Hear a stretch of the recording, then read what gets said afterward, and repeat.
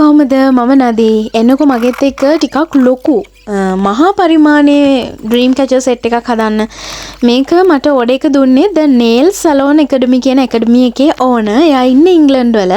හැබැයි එයාගේ Nail Salon Academy එකේ ක්ලාසස් එයා මෙහෙත් කරනවා, ඔන්ලයින් උත් කරනවා. ඔයාලට පුළුවන් සර්ච් කරලා බලන්න එයාලගේ pages.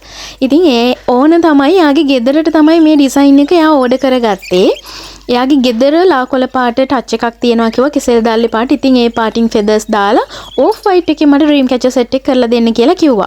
මට මේකට හූප්ස් 4ක් ඕනි වුණා. සයිස් 3කින් ලොකුම සයිස් එකට හූප් එකක් තිබුණ නැති නිසා ඊට වඩා ලොකුවට තිබ්බ හූප් එකක් මම කපලා මට ඕන විදිහට මෙන්න මෙහෙම ඩිසයින් කරගත්තා. මම මුලින්ම කළේ ෆෙදර්ස් ටික හදලා වේලෙන්න තියාගන්න එක. එතකොට මට කාලය ඇති මැක්‍රම් එක හදලා ඉවර වෙනකොට මට ෆෙදර්ස් ටික සෙට් කරගන්න ගානට ෆෙදර්ස් ටික වේලිලා හොඳ ගානට ඇවිල්ලා තියෙන්නේ. ඉතින් මම මුලින්ම කළේ නූල් වලට කලර්ස් දාගෙන හිටපු එක. සාමාන්‍යයෙන් මම වෙනදට කලර්ස් හදලානේ මම කලර්ස් දාන්නේ. හැබැයි මේ මගේ ෆෙදර්ස් හදනකොට සාමාන්‍යයෙන් කලර් එක දාලා හදාගන්න එක තමයි ලේසි. මොකද එතකොට ෆෙදර් එකකට කලර් එකක් දානකොට ෆෙදර් එක ආපහු බුරුල් වෙන්න බලනවානේ. මොකද ගම් එක දිය වෙනවානේ. ඒ නිසා මුලින්ම කලර්ස් දාලා ඊට පස්සේ තමයි ෆෙදර් එක හැදුවේ. මෙන්න මේ විදිහට ගම් ලික්විඩ් එක ගාලා මම ෆෙදර්ස් ටික වේලෙන්න තියාගත්තා. ෆෙදර්ස් ඔක්කොම මම හිතන්නේ 12ක් තිබුණා ෆෙදර්ස්. එකම සයිස් එකේ ෆෙදර්ස් 12ක්. ඒ ටික මම අවසානයේටම තමයි වීඩියෝ එකේ සෙට් කරන්නේ. වීඩියෝ එක ටිකක් දිගටම බලාගෙන ඉන්න හරිම ඉන්ටරෙස්ටිං. මොකද සාමාන්‍යයෙන් ටිකක් ලොකු අයිටම් එකක් කරනකොට ගොඩක් කල්පනා කරන්න තියෙනවා, ප්ලෑන් කරන්න ඕනේ. එතකොට මම ඔයාලට දාන්නම් අවසානෙට එයා හදන්න කිව්ව අයිටම් එකයි මම හදපු අයිටම් එකයිත් මොන වගේද කියලා චූටි වෙනස්කම් ටිකක් තියෙනවා. හැබැයි මම එයාගේ ඉල්ලීමට ලොකු සාධාරණයක් කළා කියලා එයා මට කියලා තිබුණා. ඊට පස්සේ මම මුලින්ම රවුන්ඩ් ටික ගොතා ගන්න ඕන. රවුමේ මැද කොටස ගොතා ගන්න ඕනේ. නූල් ටික මෙන්න මේ විදිහට කපලා අයින් කරගෙන මුලින්ම මම රවුන්ඩ් ටික මෙන්න මේ විදිහට ගොතා ගත්තා. ලස්සනට මල් වගේ තමයි මේක ගොතා ගන්න තිබුණෙත්. මේ තමයි ලොකුම සර්කල් එක. ඊට පස්සේ තමයි මම ලී ටික සුද්ධ කරගත්තේ. ලී ටිකත් ලී කැලි දෙකක් මේකට ඕනි වෙනවා. එකක් මේක හෑන් කරන ලීය, අනිත් එක ෆෙදර්ස් මැදට ආයි සෙට් කරන්න තියෙනවා. ඒ ටිකත් සෙට් කරගන්න වෙනම ලීයක් අපි හදා ගන්න ඕනේ. ඔන්න ඔය විදිහට ඉතින් මුලින්ම හූප්ස් ටික මම ඩිසයින් කරලා ගොතලා අයින් කරගත්තා. ඊට පස්සේ මෙන්න මේ විදිහට ඉතින් ලී ටික සුද්ධ කරගත්තා. සුද්ධ කරගෙන හොඳට varnish ගාලා ගුල්ලෝ යන්නේ නැති විදිහට හොඳට varnish ගාලා සිකුවේ කරගෙන ඊට පස්සේ තමයි මම මේකට හූප්ස් ටික සෙට් කරලා මැක්‍රම් ඩිසයින් ටික දාලා අවසානයේට ඔක්කොම ටික ඉවර කළේ. ඔන්න ඔය විදිහට තමයි ඉතින් මම මේව සුද්ධ කරගත්තේ. මම මේන් ලී දෙක නම් කාමරේ ඇතුළෙම සුද්ධ කරගත්තා. මොකද මම අන්තිම මොහොතේ තමයි මේකේ ලී දෙක සුද්ධ කරගත්තේ. චුට්ටක් හදිස්සියෙන් හදපු එකක් නිසා.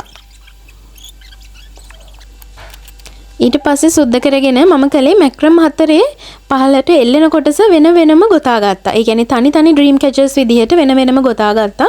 පුළුවන් තරම් එයාලා මගෙන් ඉල්ලලා තිබ්බ පික්චර් එකේ තිබ්බ ඩිසයින් එකම හදාන්න තමයි මම පුළුවන් තරම් try කළේ. මම හිතන්නේ මම ඒක ඒ විදිහටම කරගන්න පුළුවන් වුණා. මේකේ තව විශේෂත්වයක් තියෙනවා. මම මේකට නූල් වර්ග දෙකක් පාවිච්චි කරනවා.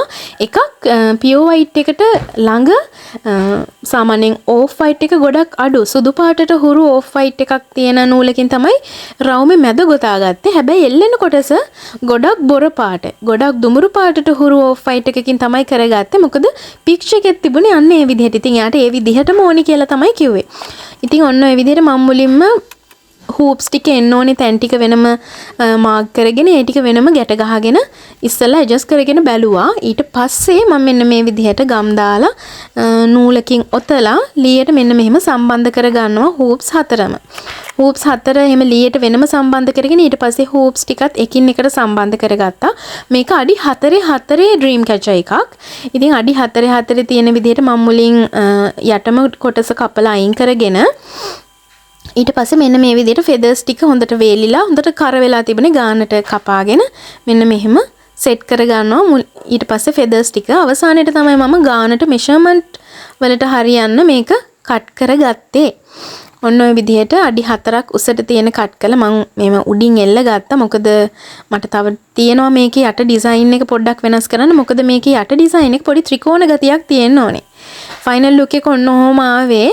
තාම ඉවර නැහැ. ත්‍රිකෝණයට වගේ එන්න ඕනේ නිසා මට ඒක කපනකොට ඇද වෙයි කියලා හිතුන හින්දා මම මාස්කින් ටේප් එකකින් මෙන්න මේ විදිහට මෙෂර් කරලා මුලින් කපාගෙන ඊට පස්සේ තමයි අඩුපාඩු ටික හැදුවේ.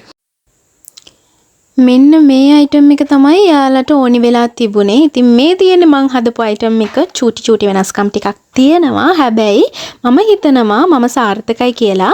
ඉතින් ඔයාලත් බලලා කියන්නකෝ ඔයාලට හිතෙන්නේ මොනවද කියලා. ඔයාලටත් මේ වගේ අයිටම් එකක් ඕනේ නම් ඔයාලා මේක බලන්නේ මොන සෝෂල් මීඩියා ප්ලැට්ෆෝම් එක උනත් ඔයාලට පුළුවන් මට මෙසේජ් එකක් දාන්න.